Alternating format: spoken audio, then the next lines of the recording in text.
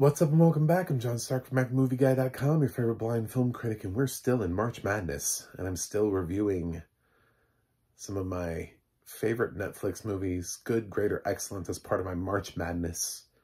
And this one was just shy of getting a review on my channel, but it is Tick, Tick, Boom.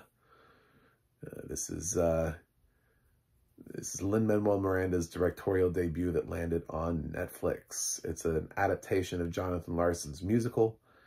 So click like and subscribe because we're going to talk about it. This is a second look. I've seen this movie before. And I was very pleasantly excited to watch it again for these purposes. So it's loosely based on Jonathan Larson's life, and the musical itself, Tick, Tick, Boom, if you perform it as a stage musical, is designed for 3 people in as the leads in the songs. I mean, they're only the main 3 characters sing. John, played by Andrew Garfield, and also Michael, played by Robin DeJesus in the movie, and Susan, played by Alexandra Shipp, who gets the beautiful song, Come to Your Senses, which I love. Those are sort of the 3 leads of the musical, although Lin has stacked the supporting cast with oodles. Oodles of, oh my God, that person. Oh my God, that person. Especially if you're like a Broadway person. You're going to see a lot of people that you recognize throughout the course of the film. Vanessa Hudgens actually has 4th billing, but you go below that and you get Joshua Henry, Laura Benanti, MJ Rodriguez, Judith Light, Bradley Whitford's playing Stephen Sondheim, Richard Kind. Who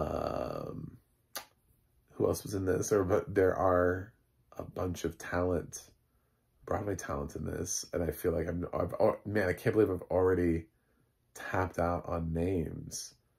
But yes, there are quite a few sprinkled throughout the rest of the movie.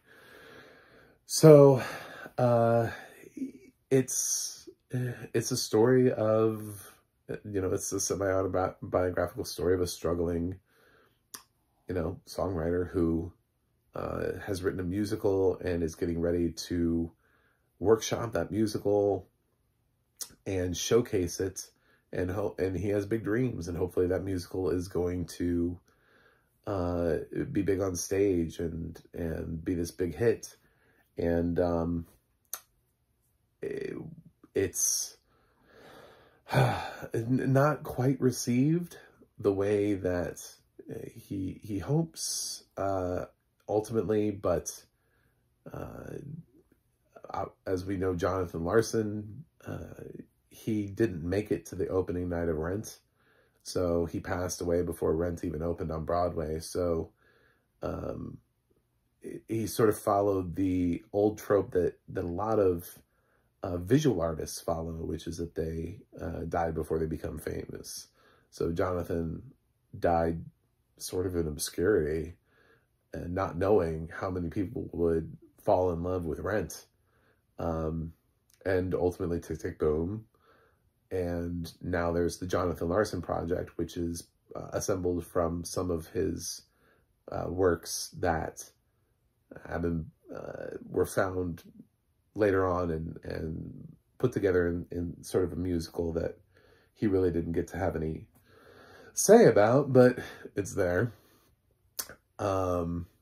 And it's currently running off Broadway. So there's Jonathan Larson. We're trying to max out as much Jonathan Larson as we can out into the world. It was a brief gift to the world of music theater. But Lin has a really good grasp. I wish he had directed In the Heights, because he has a really good grasp of how to translate a musical onto the screen, and to translate a musical too that's really sort of a small, contained musical like Tick, Tick, Boom is hard, and to make that feel cinematic and to tell that story and to expand the cast. There's so many people in this cast that would never be in this on a stage production. I felt that too with the Last 5 Years movie with Jeremy Jordan and Anna Kendrick. That's really hard to take that musical and to put it on screen. And I love the musical, but when you do like a cinematic version of it, it becomes really hard to tell that story through cinematic form, considering it's written for two people. So it's, you know, some of these shows, it's interesting to see how they expand it or don't expand it, or how they're able to make it feel cinematic. And I think Lin does a really good job of making Tick, Tick, Boom feel cinematic and finding these beats and having, you know, managing this story where Jonathan is almost telling his story like it's a stand-up routine, going through the motions of talking about this play that he's developing and the relationships, and talking about Michael and Susan and how they're connected to him and the various trials and tribulations that they've gone through. Robin DeJesus does a really nice job with Michael, especially given the challenges that Michael faces. And Alexander Shipp is really delightful as Susan, or Come to Your Senses is beautiful. So it's a really nice cast that I wish Tick, Tick, Boom had gotten more Oscar love during its time period. I think it's a nice exploration of being a struggling artist and not always getting what you want out of life.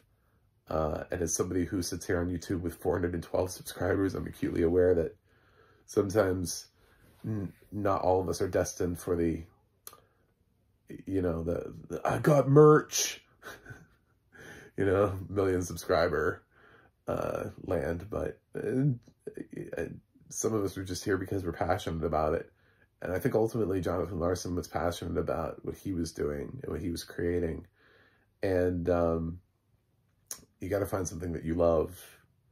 And especially if you're going to have a short time on this planet like Jonathan had, at least he got to do what he loved, you know? So I think Tick, Tick, Boom is a celebration of that. And I eagerly await more things from Lin-Manuel Miranda as a director.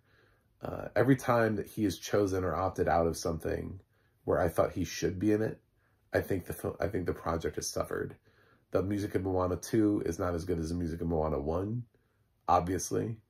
And the music, the decisions that John M. Chu made to hack the shit out of in the Heights was just inappropriate.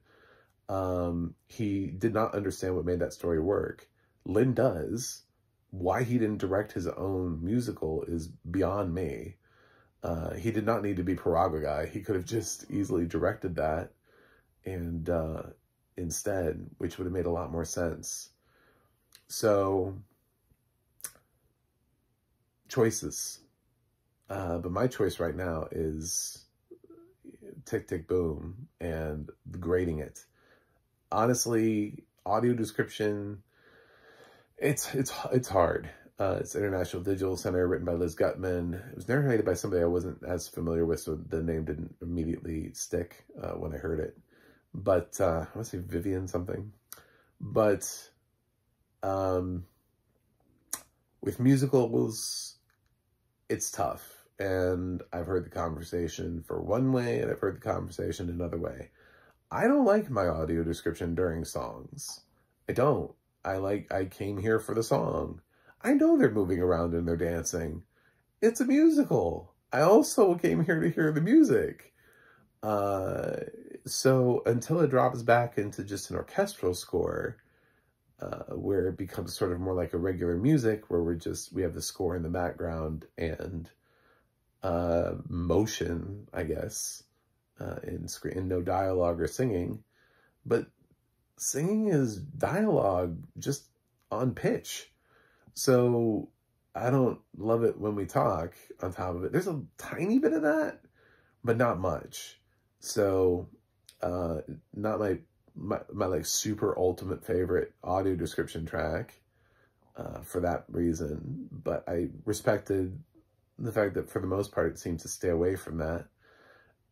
obviously when it does that, any time around the music swelling, there's a little bit of audio ducking so that things can balance a little bit better.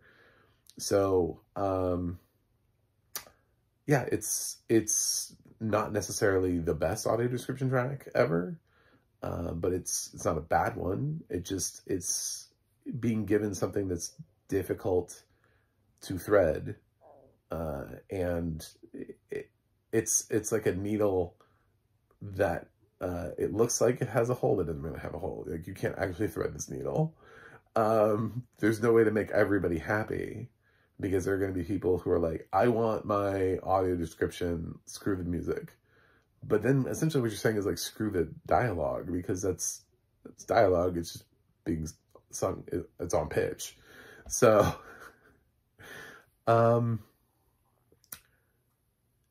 that's just my personal preference on audio description for musicals. It's hard to please everybody with this genre. So it pleased me enough to say I'm giving Tick, Tick, Boom an A. I really love this movie, and this is absolutely one. If I'm going to pull out 31 excellent Netflix movies that I hadn't reviewed yet, Tick, Tick, Boom is going to be one of them. So thank you for watching. Thanks for subscribing, and I will see you guys on the other side.